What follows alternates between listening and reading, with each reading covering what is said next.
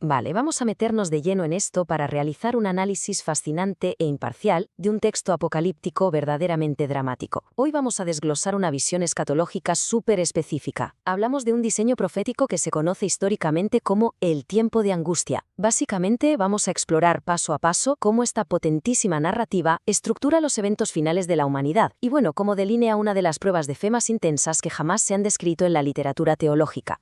Para empezar a entender la magnitud de este texto, planteémonos esta escalofriante pregunta. ¿Qué sucede cuando la misericordia divina se retira permanentemente del mundo? Este es, literalmente, el punto de partida fundamental de todo el material que estamos analizando. No estamos ante un simple debate teológico abstracto, para nada. Es una narrativa de altísimo riesgo donde, de un momento a otro, el destino espiritual de cada ser humano queda sellado de forma irrevocable. Pasamos a la sección 1, el fin de la gracia, el cierre del tiempo de gracia. Según el texto, resulta que el principio del fin de los tiempos no arranca con un cataclismo sísmico brutal, sino con un cambio súper silencioso en lo que el autor describe como el santuario celestial. Y lo que es realmente interesante aquí es la hoja de ruta cronológica tan precisa que se utiliza para estructurar toda esta narrativa apocalíptica. Como podemos observar, todo empieza en una primera fase, justo cuando termina la intercesión divina.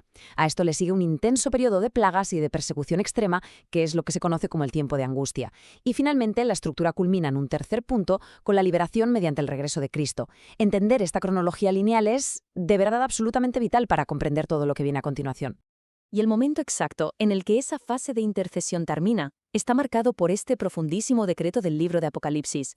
El texto señala que Jesús deja de interceder por la humanidad y pronuncia estas solemnes palabras, sellando el destino de cada persona, ya sea para vida o para muerte. Es un punto de no retorno absoluto en la narrativa, un momento donde sencillamente ya no hay posibilidad alguna de cambiar de bando. A partir de ese pronunciamiento, la imaginería visual del texto se vuelve, sinceramente, súper oscura y sombría. La fuente describe un mundo sumido en una oscuridad espiritual total. Al retirarse el Espíritu de Dios, es como si se desataran de golpe los vientos más violentos de las pasiones humanas. El relato vislumbra un planeta totalmente desamparado de la gracia divina, donde las fuerzas de contención desaparecen por completo. Y esto deja a las multitudes empedernidas bajo el control absoluto de Satanás. Sección 2. El tiempo de angustia de Jacob. Un crisol espiritual. Entramos en esta segunda gran fase. Aquí, la narrativa deja de lado el plano celestial para centrarse en un conflicto global muy específico en la Tierra. El texto predice que la observancia del sábado se va a convertir en el epicentro de una controversia mundial. El material fuente identifica claramente que las autoridades civiles y religiosas se van a unir con un fin común. Se menciona, por ejemplo, al romanismo en el Viejo Mundo y al protestantismo apóstata en América del Norte, aliándose para exigir la observancia del domingo. Las tensiones llegan a tal nivel que se emite un decreto de muerte universal contra esa pequeña minoría que persiste en santificar el sábado, declarándolos merecedores de la muerte para evitar supuestamente la anarquía mundial. Una locura, ¿verdad? Y esto ilustra brillantemente la alegoría central que da título a esta fase. El autor traza un paralelismo súper directo y profundo entre dos luchas. Por un lado, tenemos la angustia histórica del Jacobo bíblico, que luchó físicamente durante la noche con un ángel, buscando seguridad y perdón. Y por el otro lado, vemos la inmensa angustia psicológica e interna de los fieles en el fin de los tiempos. La fuente subraya que el mayor temor de estos creyentes no es la persecución externa en sí, ni siquiera la muerte física, sino ese terror paralizante de tener algún pecado oculto no confesado que los pueda privar de la salvación. Es una carga mental brutal. Ahora bien, para tener alguna posibilidad de sobrevivir a este intenso crisol espiritual, el autor delinea unos prerequisitos súper estrictos. Se enfatiza muchísimo la urgencia de confesar y arrepentirse de inmediato, además de desarrollar una fe increíblemente robusta, una que sea capaz de soportar la aparente demora de Dios y un agotamiento extrema. El texto nos advierte de forma totalmente inequívoca que quienes aplacen esta preparación espiritual, o confíen en excusas, van a ser completamente abrumados por el desaliento y las acusaciones del enemigo durante esa prueba final. Pasamos a la sección 3. El engaño maestro, la falsificación definitiva de Satanás. Justo en este panorama de máxima vulnerabilidad es donde el texto retrata el acto capital que va a coronar el drama del engaño, un complot para secuestrar la mayor esperanza del mundo cristiano. La escena que se describe aquí es a la vez verdaderamente cautivadora y escalofriante. El relato nos explica cómo el engañador va a aparecer físicamente como un ser majestuoso, con un brillo deslumbrador, imitando a la perfección el ministerio de Jesús.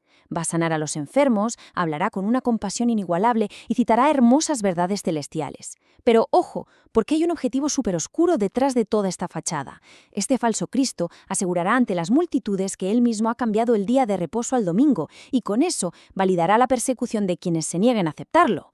Entonces, el punto crucial aquí es cómo la narrativa nos ofrece una especie de vía de escape ante esta ilusión casi perfecta.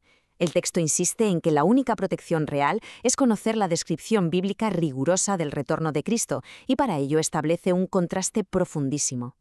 Mientras que el impostor caminará físicamente por la tierra y bendecirá a quienes quebrantan la ley divina, la venida del Cristo verdadero no se limitará a una sola región. Será un evento cataclísmico y universal, visible en el cielo como un enorme relámpago que cruza de oriente a occidente. No habrá lugar a dudas. Sección 4. Plagas y protección angelical. Intervención divina. Mientras este engaño cautiva a las multitudes, el relato nos indica que el mundo físico comienza a desmoronarse literalmente. Se aborda el derramamiento simultáneo de la ira divina sobre los impíos, a la vez que los fieles corren un peligro extremo. La imaginería que emplea el autor para describir estas plagas es simplemente devastadora. Utilizando referencias a profetas antiguos, la fuente nos pinta un planeta entero donde los ríos se vuelven sangre, un calor abrasador quema a la humanidad y la agricultura colapsa por completo. El autor subraya que esta justicia divina está cayendo sin ninguna mezcla de misericordia sobre las naciones, particularmente sobre aquellos que han consentido en ese decreto de muerte contra los creyentes que huyen a las montañas y a lugares desiertos. Y en medio de todo este colapso medioambiental y social brutal, la narrativa nos lleva al borde del asiento, con los fieles descritos como fugitivos que mueren de hambre, encerrados en oscuros calabozos y esperando la ejecución inminente de ese decreto de muerte. Se plantea una pregunta súper dramática. ¿Olvidará el Señor a su pueblo en esta hora de pruebas sin precedentes? La tensión narrativa en este punto alcanza un nivel que, sinceramente, parece humanamente insoportable. Pero, de forma inmediata, la respuesta del texto ofrece un alivio inmenso. El tono modula hacia una promesa maravillosamente cálida y tranquilizadora. A través de referencias súper directas a las promesas bíblicas, el autor asegura de manera categórica que, aunque el mundo entero sufra hambruna y pestilencia, la provisión física y divina para la minoría fiel está absolutamente garantizada. El mismísimo Dios del universo se encargará personalmente de sustentar a su pueblo. Es más, esta protección va mucho más allá de la simple supervivencia. El texto introduce aquí un contraste visual que es asombroso.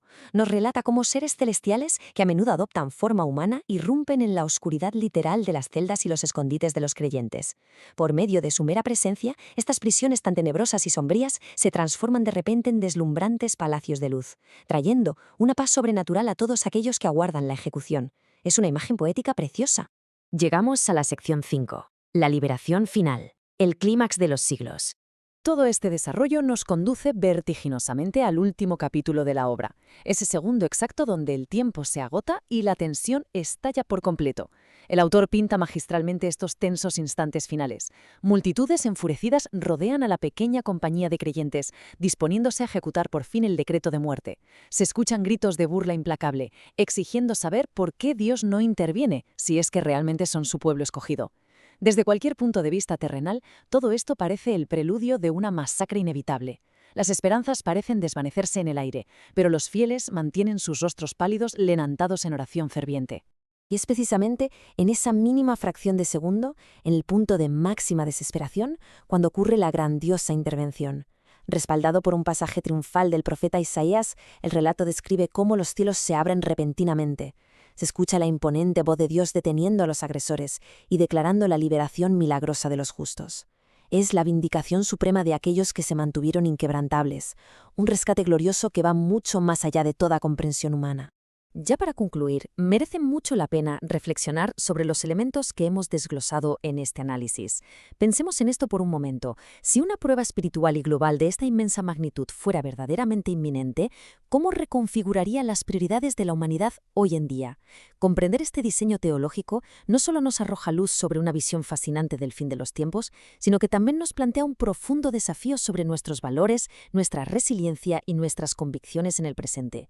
Es indudable que este recorrido a través del texto fuente nos deja con una enorme curiosidad por seguir explorando todas estas complejas y profundísimas narrativas proféticas.